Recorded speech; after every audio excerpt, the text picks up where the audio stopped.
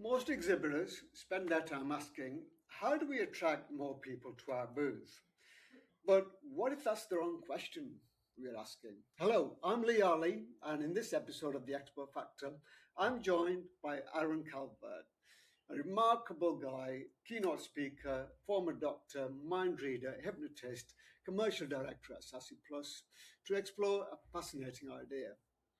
Exhibitions are not marketing environments, they're decision environments.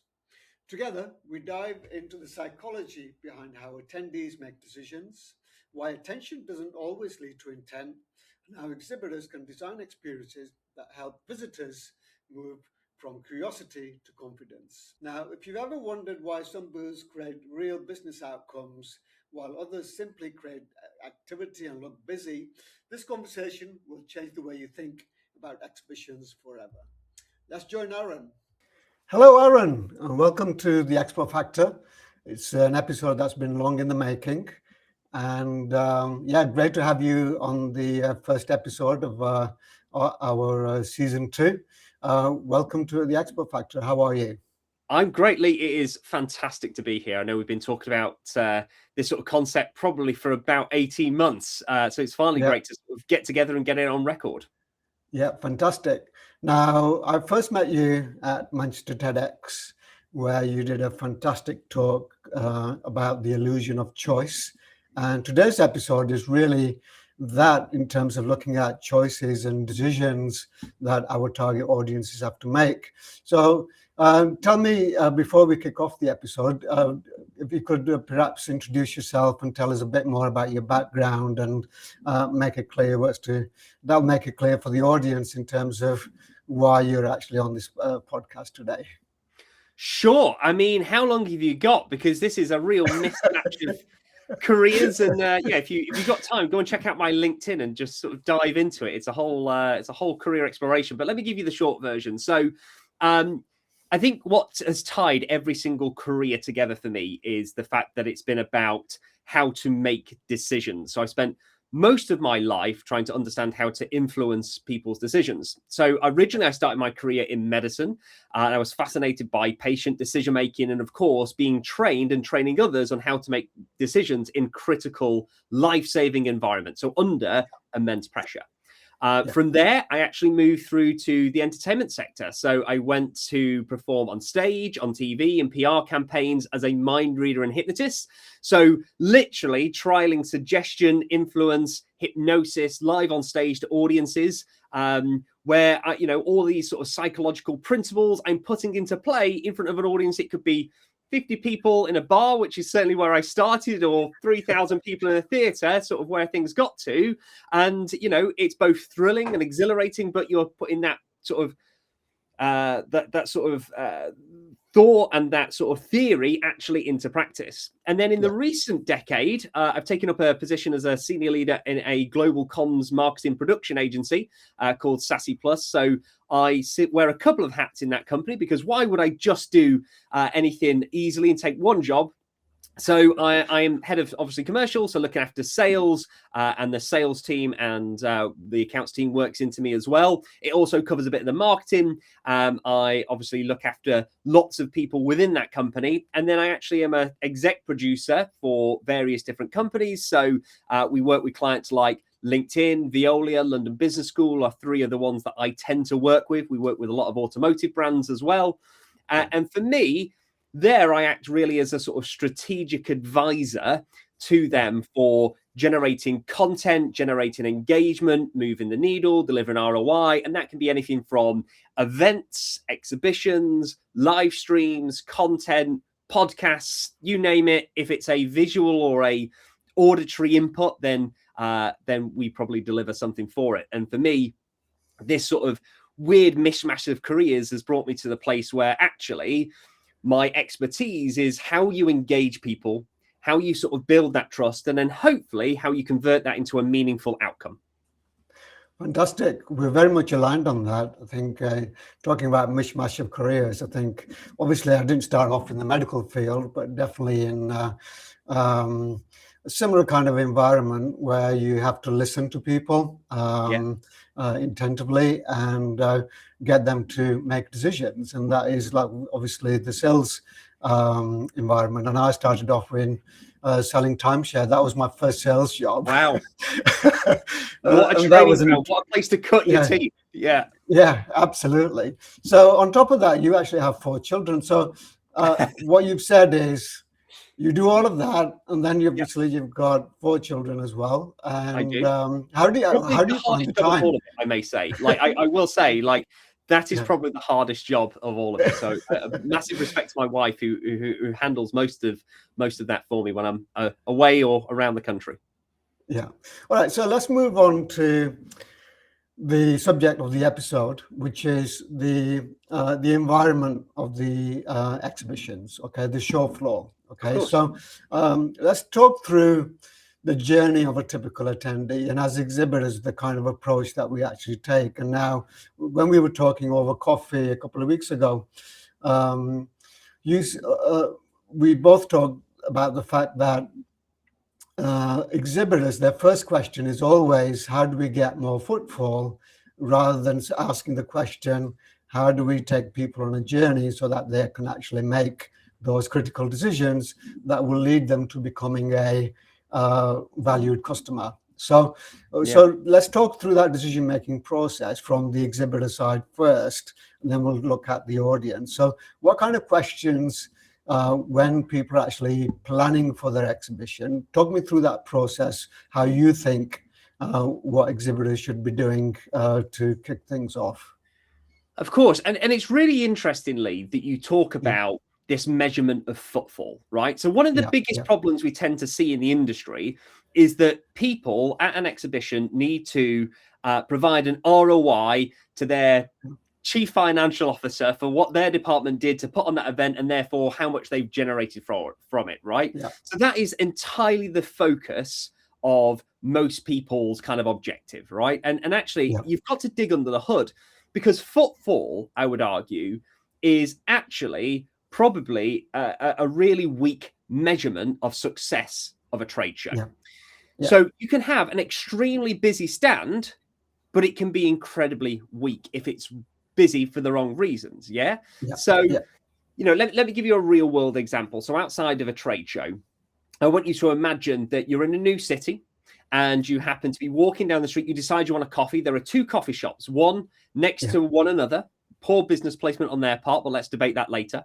And one of them has a queue and one of them is empty.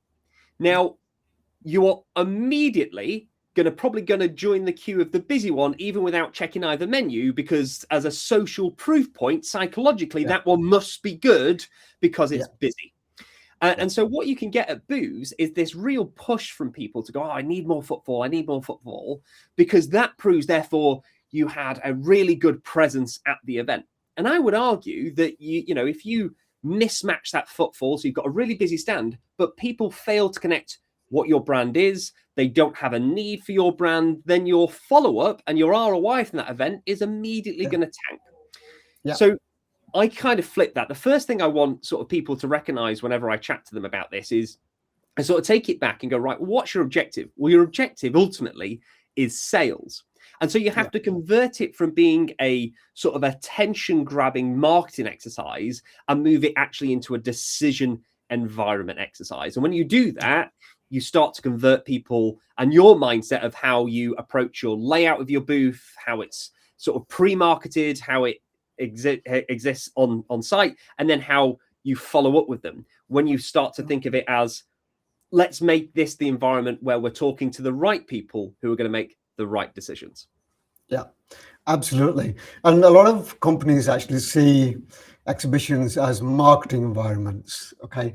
So where is the difference in that? I mean, if you're, for example, if you're like LinkedIn or if you're like Google, obviously you're going to get sales down the line anyway. And, you know, it's more of a brand promotion that they're actually doing. So what's the difference between seeing an exhibition, if you're a big corporate, if you're going to see the trade show as a marketing exercise versus a sales exercise? So where would you actually differentiate that? Yeah, I think that you've got sort of brands there that are at the sort of epitome of, everyone knows who Google are, everyone knows who Yeah. LinkedIn are. For Yeah. them, it's okay for it kind of to be a marketing exercise, but Yeah. they've still got to drive ROI, because ultimately, like, lots of those trade shows are about getting people onto the platform, getting them invested. So if we take LinkedIn, who I work with a lot Yeah. on, one of the things that they do when they've got a presence is they will do things like a headshot booth. So they are going to provide value to the attendees by delivering a professional headshot there and then at the event for you that you can then use on your profile, which means that the hope is their ROI of being sort of marketing there is to actually get you activated back on platform, because lots of people they see may not be a member or may not have been active or have awareness of what the platform can do. Because for most people, they're like, oh, LinkedIn, it's the job search platform. Well, actually, it's sales, it's hiring and job search, it's also marketing, and it's much wider remit. So yes, there is definitely a sort of marketing exercise to do there. Whereas I'd argue where most businesses exist beyond the big corporates that we all know, and I was going to say love, but I truly love LinkedIn. Google's great as well. There are some that are a little bit more questionable out there, but for most businesses, the idea of marketing is purely a sort of, I'd go as far to say, as a little bit of a cop out, because like if you put an investment in, and don't get me wrong, right, your chief marketing officer is going to go, I have spent X amount on this floor space, and therefore I need as many people to see my brand as possible, and therefore that later will convert to sales, which pays the bills, that ultimately keeps everyone employed and puts it back into marketing for the budget, right? Because marketing ultimately needs to generate sales in order to pay for itself to operate. But actually, like I said before, and you've probably experienced this so many times, where they go, right, this is a marketing exercise. We need to get people to feel good about the event. They need to be really engaged in what they're doing. And so we're gonna put on a big exhibition, a big moment. So they hire an F1 machine. Okay, so an F1 experience, virtual experience. You can come and do a drive. Now, let's say that this is a company who is, I don't know, it's a supply chain software, right? So really visually, really boring, right? Because it's just lots of toggles or lots of buttons and moving things around. Incredibly valuable to a business, but really boring from a visual engagement point of view. So they go, right, how do we get people there? Let's get an F1 virtual machine. And so all of a sudden, you get that busy booth, you get in plenty of badge scans, but really, people are there because they like the idea of that F1 experience, and they just want to post the biggest score, because now they want to compete, they want to show off, maybe they take a picture, but that's it. They're giving up a badge scan for that, and they'll probably never re-engage with the brand because they weren't there because they had a problem that your brand solved. And so it's a kind of pointless marketing exercise, because if the wrong people know your name, it isn't ever going to drive any ROI down the line. So unless you're able to make a tangible link between the F1 driving experience and how your supply chain software speeds things up or provides you data or whatever that may be, that means that people have a meaningful connection to your brand and what it does, and therefore the experience happens, and they go away having had a good time and understanding your brand, the chances are it's never going to move the needle. Yeah, absolutely. Yeah. And I think you've hit upon a very strong point there, because if companies create this fantastic experience and they don't actually relate it to what they actually do, and you've got the attendees in a very high emotional state, okay? And I think that's where the crunch comes, is when you've got them on that high emotional level, and then that's when you actually hit them with your branding, okay, or with the questions that you actually have, and that's where the association comes, right? Because if you're just giving them the experience and they're actually walking away with no tangible link to what your company does, again, it's a complete waste of that whole 50 to 100,000 pounds they've spent on the experience. Yeah, 100%. And I don't know if you've heard of there's a psychological principle called the peak end rule, right? And the idea is that, so when you go into an experience, lots of people go, well, if they just have a good experience in general, they'll attribute that back on average to their experience at our booth. And that is entirely incorrect. People aren't able to take an average of their experience, right? So for an example, you go on an F1 machine, you have a great time. You then get a very, very poor salesman. And then you get a follow-up later that's like, hey, can we just book 15 minutes in the diary? Yeah. That is a really poor experience. And actually, you're not going to take the average of that. You're going to take two parts, the peak experience and the end. And those are the two key parts of that journey that need to be right. And that's how people remember you and your brand. So having a great experience is fine, as long as what follows for the ending equally leaves people as feeling as satisfied or as valued as that experience needed to be. Because otherwise, that follow-up and the sort of ROI afterwards is going to fall off the edge of a cliff. Absolutely. So talking about experiences, let's talk through the attendee journey. Sure. And let's have a look at the critical decision-making junctions, if you like, and what the exhibitor should be doing to actually optimize that critical junction. So let's, I walk into the hall, okay, and the first thing I see is lots and lots of booths, okay. I'm sensory overwhelmed completely, lots of lights, images, the buzz of the exhibition hall. So what am I thinking at this stage? Oh, well, I'll be honest, right? You've described it perfectly right? You get through those double doors, you've got LED screens flashing everywhere. Over to the left-hand side somewhere, you've got someone pumping out some bass music. You've got all of these signs. You've got a map that doesn't really make sense. You've got an application for the convention that sometimes isn't as user-friendly as you would like. And then you've got salespeople that are armed with these scanners, glossy magazines, and free stress balls that are all sort of descending upon you. And you're exactly right. What you get is a principle called cognitive overload, right? So you're immediately sort of into panic mode. And all you want to do in that moment is run off to a small corner and not quite cry, but probably check your email that at the back of your head, you're going, God, I've not checked my email in 2 hours. I might have missed something really important. So that whole environment is designed to be completely overstimulating. So what happens in that moment is we just need to start to make their journey when they get to your booth as simple and as easy for them to follow, right? And for me, what this comes back to is that in an environment where cognitive overload is so prevalent, that clarity becomes the best form of persuasion. So providing clarity for your brand becomes the best part of the persuasion process for them to visit, to appreciate, to understand, and move off. So let's take it back before we even get through those doors, right? Because lots of people think, if you're on board with me, that the expo is less of just a marketing exercise and actually is a decision-making environment. That decision-making environment starts before they even walk through those doors. Absolutely, It happens in the marketing. It happens all the way back when we are preparing for an event, when you're getting ready to go, when you're having a look at online who's attending, when you're looking at socials. And I think one of the biggest shifts that brands can make is to start to look at rather than what services are they promoting? Therefore, hey, we do, I'll take Sassy Plus as, for instance, we do content, we do live stream, we do podcasts, we do creative, we do photography, we do design, right? Rather than thinking of it like that, I would encourage you to start to think about how are you solving the problem of the attendee that's coming? Because all of them are coming with a problem. All of them are not coming because, well, maybe a few are coming just because they know a few people in the industry and they've managed to sign off the expenses. But most people are coming for a reason.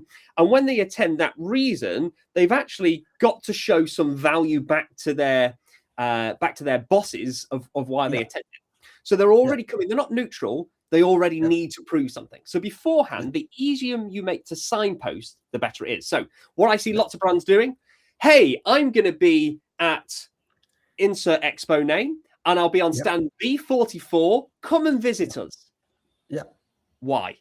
I don't know you. I don't know who you are. I don't know what you're doing. Everyone else has posted that. Why would I bother? So let's imagine instead that you're a you're a security software company, right? Instead, what I might post is, can your team find your 3 vulnerabilities in less than 60 minutes?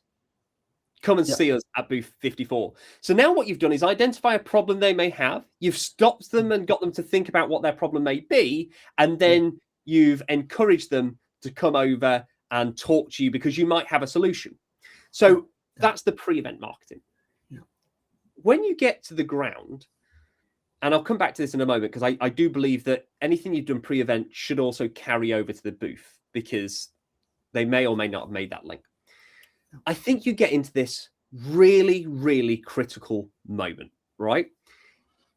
And the first thing they're going to see is your advertising. It's going to be your marketing. What are the slogans on the wall? What are the logos of the clients that you already have? How many digital screens you might have? All of that potentially may put someone over the edge. But more than that, there's also a human element. And you know this better than anyone. How your staff appear on that booth, whether they're slouched over, they look grumpy, or whether they look approachable, energetic, they're forward thinking, that makes a massive difference to the decision window, which is seconds when they arrive at your booth. So I think, again, what I try to do is try and encourage brands to strip back lots of that thinking around, what am I going to put on the side of my stand? And the temptation is, I'm going to put on everything. I'm going to put everything we do. And again, they're already overloaded. They've got such a small window of cognitive availability before they're just going to tune it out, that you have to make it count in that moment. All right.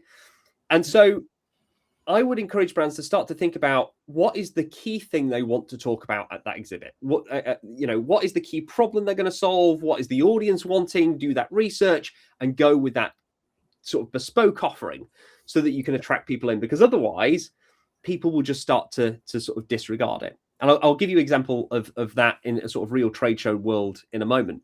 But this process is sort of called framing, right? What you've got to do the first time they see your booth is you've got a few seconds whilst they make up a decision about whether they're going to stop, whether it's worth potentially being dragged into a poor sales conversation, or whether they're going to duck and just move on as quickly as they can, right? We've all done it. We've all just bypassed it and gone, I've got a meeting, I've got a lecture, I'm going to go. We've all done it. So, you've got this small window of visual, audio, pre-marketing that's basically going to let them decide, are you relevant? Are you trustworthy? Are you worth their time? Are you a safe choice to stop and talk to? Do I need to, within my remit of what I need to do, stop and talk? And that's a process called framing, right? And I know Carmen sort of talks about this idea of the first frame basically shapes how people interpret you and your brand. So if I was to ask you to come out for dinner with me, Lee, and I would love to go for lunch and dinner with you again, and we're looking at the menu, and on that menu, there is a low-fat chicken salad, right? That's one of the options. That immediately starts to say to me, it's limiting. I'm watching my calories. I'm trying to be healthy. If I'm honest, it sounds boring, right? I'm going to take that same menu item, and I'm now going to change it. Instead, on the menu, I'm going to write char grilled chicken with lemon, herbs, and crispy salad. All of a sudden, that sounds amazing, right? Sounds a little bit tastier. It sounds more emotional. I can get on board with that. Same dish, but framed differently.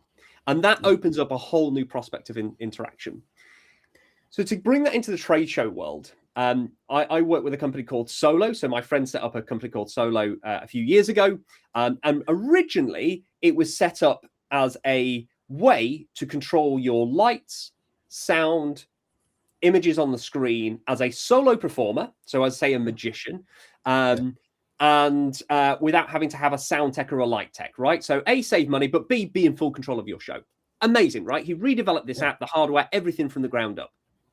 And on the trade show stand at a big magic convention, 4,000 attendees, it literally listed, control your audio, music, video, live camera, all of these things, because rightly so, Sam was incredibly proud of that. And as was I. I've seen this develop all the way since 2019. Amazing. What you can do with this app, it's unchallenged in the magic industry. It's amazing. It's great. But actually, what it immediately delivered to an attendee on that first frame is friction. I've now potentially got objections. Oh, well, what does it do? How does it control your audio? What does it mean that? Do I have a live camera? I'd never use a live camera. Automatically, it's sending people into this cognitive spiral. It's too much effort, and therefore, bang, my cognitive load is up, and I'm just going to move on. So what we did is we tried something and changed the marketing entirely. We did this in the middle of a convention, right? And we simply changed it to 4 words: your show, but better. That's it. Wow. We completely changed the framing. Yeah. And the significant impact that that had, people stopped, they wanted to know, because fundamentally it was starting to address a concern or a problem that every single performer has of how do I make my show better? And so now you've got intrigue, and they're stopping rather than me having to go out and go, hey, do you use music in your show? And again, makes such a difference. That first impression, that first frame, so important. And that first interaction with the person they speak to again is so important and valuable. But that, that is the first kind of foray into landing at the stand. Yeah. Oh, absolutely. So what you've done is, I think what you did really well at your TEDx talk was signposting. Okay. So you took people on a journey, but what you were doing throughout that talk was actually, you were actually signposting people as to what was actually typically going to happen next. So talk me through, I mean, so obviously we've got when people register, when they're actually looking through the exhibitor directory, for example, in terms of who to see. So your messaging on there has got to be quite important. You walk in, and then what kind of things, I mean, if you've got 300 stands or 100 stands, and you can see them when you go through those double doors, what kind of thing do you think would make the attendees curious, so that they actually go and, from far away, what can actually people do, or exhibitors do, to arouse that curiosity from people to walk onto their booth and not anyone else's? Because obviously everybody's at a trade show, typically, there's 15, 20 people doing the same thing. Okay, so what visually, apart from obviously what you say on the booth, but what kind of things? Is it color? Is it, the signpost? Is it, what is it that's going to make people go, oh, I want to visit that booth first? Yeah, of course. So look, I think, you've got to be salient. You've got to stand out, right? So you've got to, in order to stand out and attract people in. And the first step, if we break this down, sort of their journey overall into 4 steps. So the first part is attention. You need to attract their attention to get them to stop. You then need to get them to engage and get involved in a conversation and start to understand who you are. You then need to move that to intent. So they might have an intent to work with you or follow up. And then finally, you've then got to actually get action out of them post that, right? So that's the phases they're going to go through. And what you're talking about is that first part of how do you get attention. And it's interesting that you talk about the fact that you might have a few different brands that are all competitors there at the same time. And so I'd argue that regardless of whether your competitors are there or not, every brand tends to start to do the same thing. It becomes a bit incestuous, right? And I've seen this at plenty of medical conferences in particular over the years. So, you go back 10 years and video on the stand wasn't a big thing. All of a sudden, one year, one brand goes, right, we're going to make a video. We're going to have a video. We're going to put a big LED wall. We're going to get a nice cinematic brand video, slow-mos, close-ups. It's going to look great. They do it. They stand out, busy stand. People are there. They're like, wow, this is amazing, right? Next year, I can guarantee you another 50 booths are going to have that exact same thing, because they all wander around and go, oh, that booth's done really well. What can we do? We'll go and do that. The following year, that same company goes, damn it, everybody has copied us. We need something new. And I will say there's also, I think, a bit of a worry from brands to actually go put their head above the parapet and try and stand out and do something different, because you do something too different and your chief marketing officer might be on board with it, but your chief financial officer might not be on board with the price of a risk of something, because they're like, that doesn't really align with it. Like, there's plenty of reasons why people say no to quirky. So people hate putting their head above the parapet. They like the status quo. They like doing what they've always done. Someone might hire a chef. Great, amazing. People are getting free food. Again, we come back to the fact that if they can't attribute the value beyond the experience of the chef to your brand, then it's redundant. But the next year, you can guarantee there's going to be 10 booths with a chef, right? And so I think when you start to think about it, it comes back to ultimately, what decision do you want people to make for your brand, right? Yeah.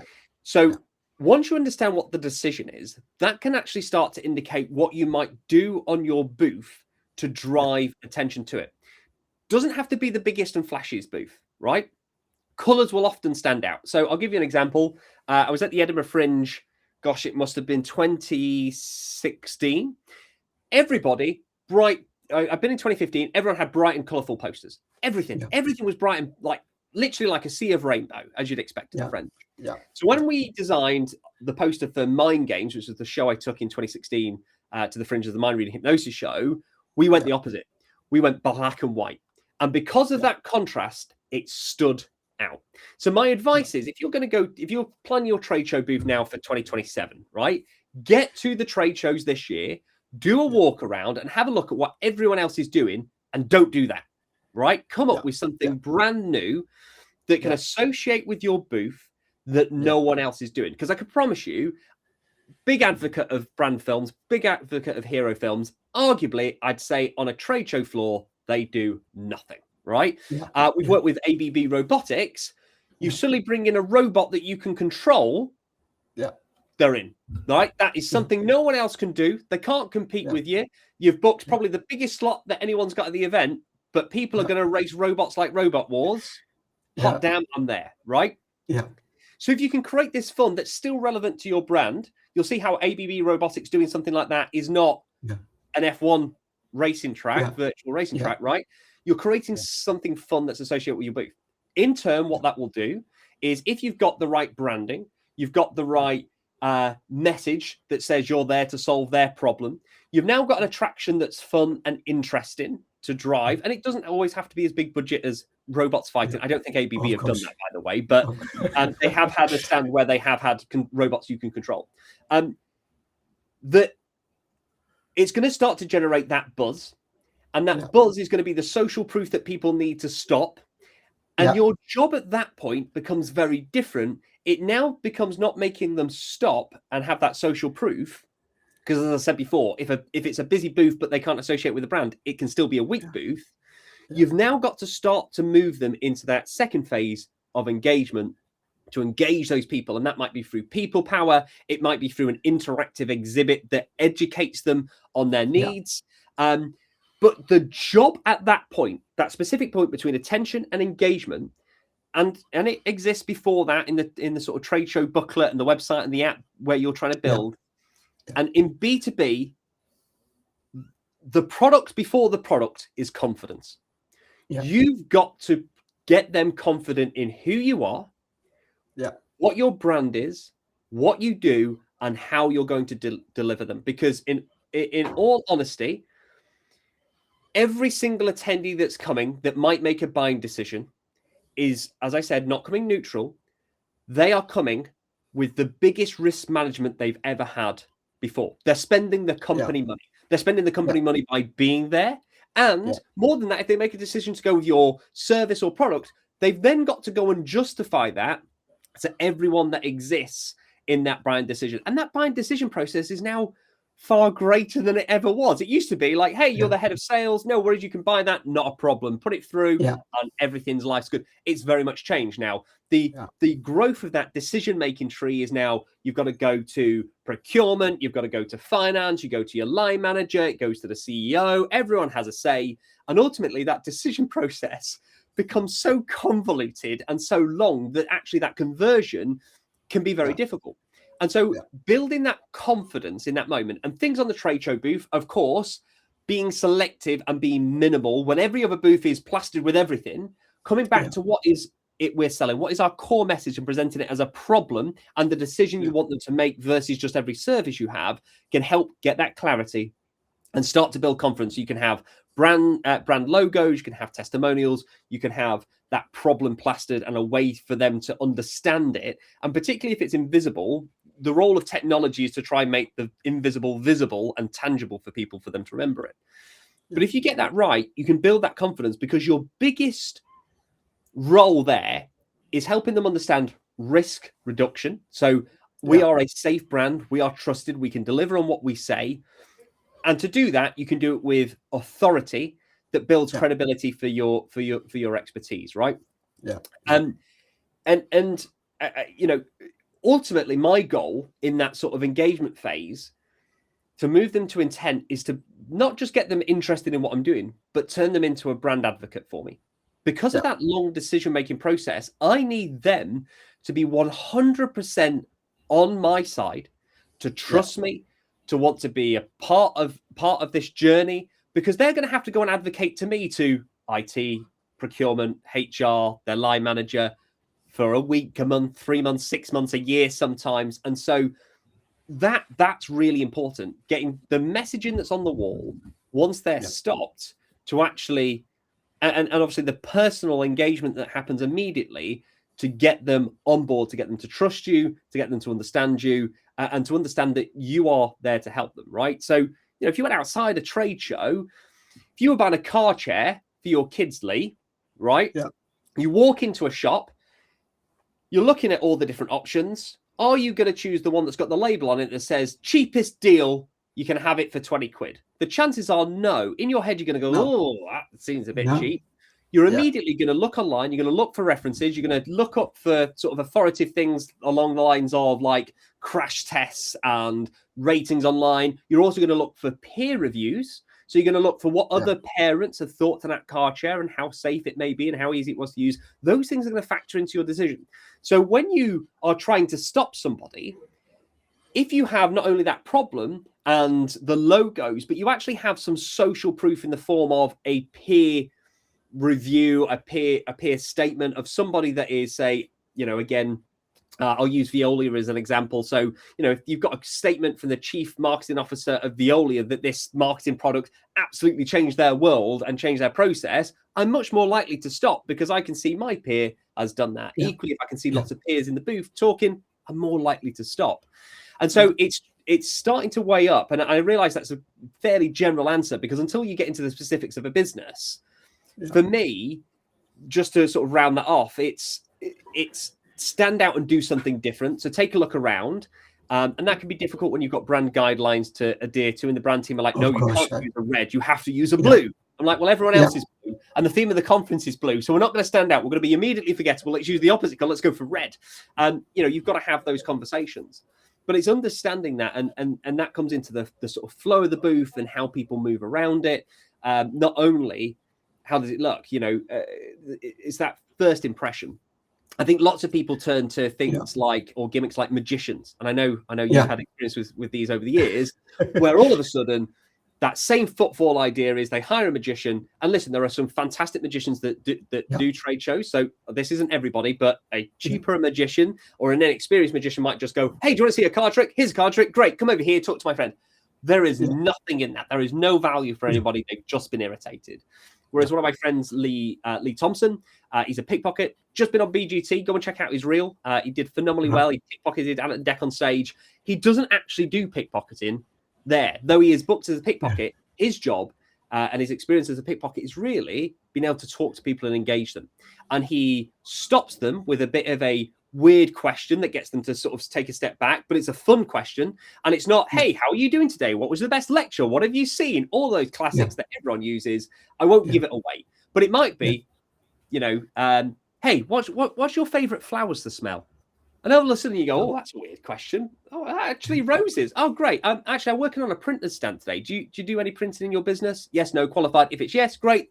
It can get them into more of a conversation, get them into the right mindset, then get them to the people to talk to. Or they go, no, and he goes, do you know what? Great. Have a wonderful day. We've got some free goodies if you want them, but the chances are your bag's full of them already. So off they go, right? And I think it's just starting to be honest with your staff when you're trying to pull people in. Is it that big picture, or is it actually your staff and the people that are interacting with them on a first basis that's going to get them to stop and get them into conversation and start to move from attention through to engagement? Yeah, I think finding that what you've just touched upon there is people buy from people, okay? And if that engagement and you haven't found the common ground with that person in front of you, okay, they're actually, you know, going to go away from the conversation. So I don't need to be talking to this person. Or there's occasions when attendees are completely put off by the booth staff as well. Okay, so you've done all the hard work through the marketing and the signposting and everything, and then you meet somebody who's on their mobile phone or they're busy looking at other people's badges. So I think that human connection, I think that, would you say that out of all the actions that you can take to signpost people, that your human assets are probably the most critical in terms of driving those conversations, finding that common ground? 100%. I mean, in a world where we are distracted by digital devices constantly, human interaction is becoming a limited resource. And again, if you've got inexperienced people on a booth and they aren't able to, communicate well, but also communicate value about your brand, immediately people are going to shut off. And it comes back to the beginning, right? The people that you're stopping are already cognitively overloaded, right? That's a very poor place to be. If there's suddenly too many options on the wall, they're immediately going to shut down. If the person talking to them is just talking at them and going, hey, we do this, we do this, we do this, we do this, cognitive shutdown, they're going to blank out, they're going to move on. It's sort of this choice overload, right?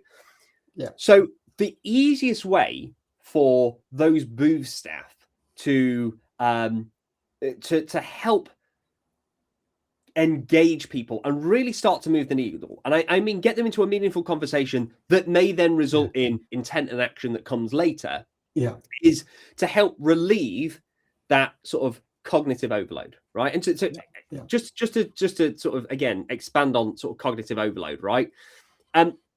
As an experience we've all had, we now have access to various streaming services, Netflix being one of them. Other streaming services are available. That's my BBC training kicking in there, Lee. So, if you're on Netflix, you sit down, you go, right, I'm going to watch a film, you sit down, and there are thousands of movies. That's incredible, right? I go back to being a kid. It was like you had to go to Blockbuster. You made a moment. You went to Blockbuster. You found the movie. You brought it home. You watched it. You took it back. You were occasionally late taking it back. You'd forgotten to rewind it. There was a charge. Like there was a whole experience to it. We're lucky now. We can sit down. We can watch anything we want. But because of this myriad of choice, there are too many options. We just sit there and scroll through for 20 minutes and we go, oh, it's too late to start a film now. I guess I'll just put some TV on. And it's amazing how that too much choice becomes a cognitive overload and actually gives decision paralysis, which is entirely the opposite of what we want when we're actually on a booth, right? So, what would you say is the optimum number? Sorry to interject. What would you say is the optimum number of choices that you give people? I know there's scientifically proven that 3 choices is enough. Is it 1, 2, 3, or is there a magic number where you put the threshold? So it depends on your offering. I will say, weirdly, if you've got 2 choices, right, that's a good amount, right? I can choose A or I can choose B. And that is obviously a great place to be. If you've got 8 things you could do, distilling those actually, rather than being the 8 services, into 2 problems that you solve, can be very much easy to signpost and start to guide them through. And then once they're engaged and the rest of the cognitive overload fades away and they're in a conversation, you can then start to expand what those services are. But when you add a 3rd choice, interestingly, psychologically, it makes one of the original 2 more appealing, right? And there are certain areas that works and doesn't work. But it is fascinating, this very idea that actually by adding one more choice, you make one of the first choices, which may be primarily the one you want them to go for, more appealing. So I'll give you an example. I think, and it's a quote from Rory Sutherland, and if I butcher this, I'll have to apologize to him. But there was a New York Times study done whereby they were launching a subscription. Okay, so you can either pay $50 a year for the digital only publication of the New York Times. Okay, that was option 1. Option 2 was you could pay $120 for both digital and print for a year, right?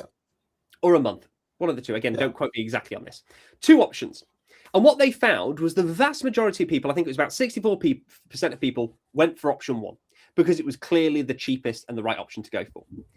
However, when they added a 3rd option, which was you could either have digital only for $60, you could have print only for $110, or you could have print and digital for 120. Because of that value shift, more people now went for the digital and the print option, which I would assume they've done purposely because they were making more money on that. Of but course, it's interestingly based on the two choices, they're now receiving something they don't want because they didn't want the print version. Those people didn't want it, but they're now opting to go for it and pay a premium for it because that third option makes that one that you actually want them to go for feel like a much better value. And so when you're starting to think about that, it's less about how many choices there are. Because, you know, it's different to when you go to a restaurant and you're looking for a menu and you've got 6 pages of different foods, right? When you do that, the reason you end up more or less dissatisfied with your meal is not because the meal was bad. It's simply because you've got this idea that one of the meals you didn't choose could have been better. And so when you have too many options of choice, that's what people, they live with this choice regret. So by distilling into that 2-3 option, and again, it's about understanding your brand and exactly what you're offering and what's right, because you might not have a pricing model where a third option would be additive to the experience. And if it's not, don't put it in there because you think you should have 3. Just go with the 2. But we're talking about distilling it into information that they can follow and understand. And the idea of that is this idea, and I think it was Reba, I'll get this probably wrong, Schreiser and Winkelmann, and they did a study called that looked at processing fluency, right? And the idea is, and this is really simple, and it's amazing how few brands actually follow this, is that when you make something clear and easy to follow, that means not only will it sort of distill and break some of that cognitive overload that we're trying to get rid of, it's kind of that signposting you were talking about a moment ago. When you have processing fluency, so you make it as easy as possible for people to process the information, something amazing happens. You get an increase in trustworthiness. And that trustworthiness goes up, which is exactly what you want. You're building confidence. You get them to trust them. They're more likely then to action a follow-up after the event. It's like if a doctor talks to you and, you know, he's giving you a diagnosis or she's giving you a diagnosis and they suddenly start talking in Latin and giving you all the complicated terms and you're overloaded and they go, and this is what we're going to do. All of a sudden you're a bit fearful. You're like, oh, do I need a second opinion? What should I do? This, like, you're overloaded. Whereas if I talk to you as a human being and I put it in language that you can understand and I talk you through the options on what we're going to do and why, that's processing fluency that I'm delivering to you. You're much more likely to trust me and go with whatever treatment I recommend at that point. And it's the same on a booth. Absolutely, So talking of which, so we've now built trust and now it's the follow-up process.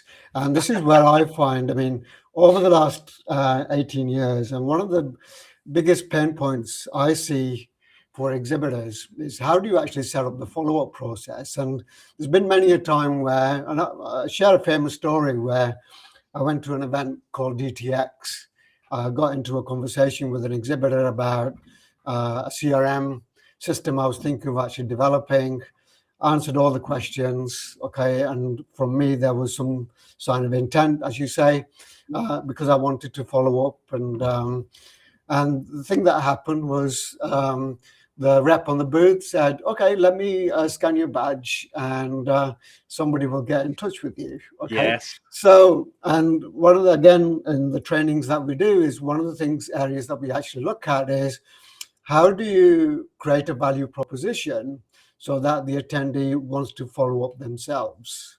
So in terms of the follow-up process, talk through about the decision-making process from the attendee side in terms of why they should expect that phone call from the exhibitor. So what can the exhibitor do to say, okay, this is why you should be wanting to talk to me after the event? Or whatever is next. You know, and actually this is where most people fall down. And the reason I was sort of laughing in that story is because I've experienced it so many times myself. You get that generic email that's like, hey, can I book 15 minutes in your diary after the convention? You're like, great. So what's happened is they've scanned everybody's badges because they've gone for the marketing approach and they've got as much footfall through as possible. So they look great on socials and to their boss. We've got so many footfall. And they scan all these badges. And then you send out this generic email. And worse than that, like you described, if I've had a meaningful conversation, I'm like, this is right. You've built confidence with me. I've now got intent. I think this is going to be amazing. You're the answer to all my problems. And I need answers because I'm under pressure. It's a KPI. I need answers to my problem, right? And then what I get is a generic follow-up like, hey, insert name. Can I book 15 minutes in your diary? Would love to chat. Great to see you at X convention. Yours. Random person's name I've never heard of. Yeah. My confidence, my engagement, my intent has just returned to zero. That is a significant problem because lots of brands are playing numbers games rather than thinking about how can they talk to the right people. They're playing a numbers game. And so that follow-up has got to provide value, right? Yeah. So in a wonderful world, Lee, I'll be honest, the dream world is on that stand. I provided so much value, and there are ways to do that, and I'll talk about that in a moment. I provided so much value that you want to follow up with me. You're excited to see my email, right? And of course, that would be the place to be. And of course you can do that because if you start thinking about these people and how they are psychologically challenged when they come there, and by psychological challenge, I mean the fact that they've got to find an answer to their problem. They've then got to have the evidence to go back to their stakeholders and prove that it's going to work. And they've got to have the confidence that it's going to work, right? And if you can provide all of that on the booth, and it might be through a glossy magazine, again, they're going to be carrying that. It's going to go in a bag with the rest of them. They're probably never going to look at it again, right? So think of a more unique way to do that. Maybe it's a memorable experience. So again, with like Violi, we had like an interactive exhibit with Solo where people could explore their solution live there. Again, they've now remembered something more than a conversation, right? But when you provide the value, you provided all of that information for them and made it as easy as possible. Of course, they're going to be more interested in a follow-up. But the reason that the best sort of follow-up comes is when, as a salesperson, I've made notes about what your problem was. So let's say that your problem is you've got problems with providing proof of ROI on the event spend that you've made for your exhibit, right? To your manager. Okay, really common problem. So if I was then to follow up with, hey, Lee, hope you had a great rest of the convention. I know you're off to see the XXX lecture after us. How was that? With the ROI problem, I've actually put together a one-pager on how you can start to separate measurement of activity at the booth versus activity of conversion in this really handy table. And I'd love to talk you through it. Let me know when you're free. Immediately, what I've done is provide them with additional value, right? So beyond just asking for value from them immediately. So that first email where it's like, hey, have you got 15 minutes? I'm asking for value from you. I'm asking for time in your diary. I'm asking for you to, give up your cognitive space for me to talk to you, to sell you something, right? That's the undertone. But if you provide value, there's a principle called reciprocity, which is basically when you give value first, they now become indebted to you to give value back. So when you now put that asking, can we chat, more likely to come in and chat with you. And it doesn't have to be in the form of a guide or as bespoke as that. And at Sassy Plus, one of the things that I've been really cognizant of is event follow-up, not just being a highlights reel, right? So whether that's on your social channels, whether you send out an email afterwards to link to it, wherever it may be, a highlights reel is just like, hey, look what we've done. Great. For internal, no problem. Have at it. For external comms, that piece of content that you might share, because you can share some content that are going to have impact to provide value, or what goes out on your socials, in my opinion, should add value both to the attendee that you're talking to and potential other leads that may then interact from socials. And so it might be that you create a thought leadership video whilst you're there, because you're at a trade show. There's lots of other people there. There's lots of other brands that are interested. Better than a case study of, hey, Lee, I know you use our services. Can you just say something nice about us to the camera?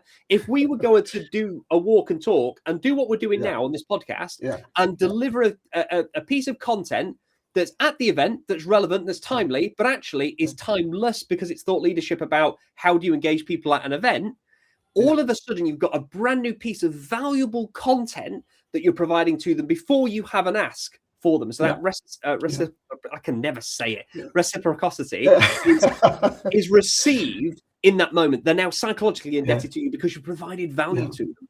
And I think that's where most people sort of fall flat is, you know, is that they forget that, or they think that the value that they provide is in providing this amazing service or product they're selling.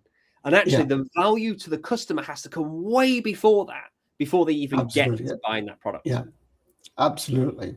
I think we could carry on this conversation for an hour, and it's been almost 50 odd minutes already. So I'm so sorry for everyone listening. I hope you found some value in it. It happens. Oh, this is valuable, and what you've just said, obviously, I'm going to take away and put into practice myself. Not that we don't do it already, but that's fantastic. So, in terms of summarizing, if you could summarize the attendee engagement value, or the journey, the value of the journey, even to speak, for exhibitors, what would you say are 3 critical takeaways that they should be taking away from this episode?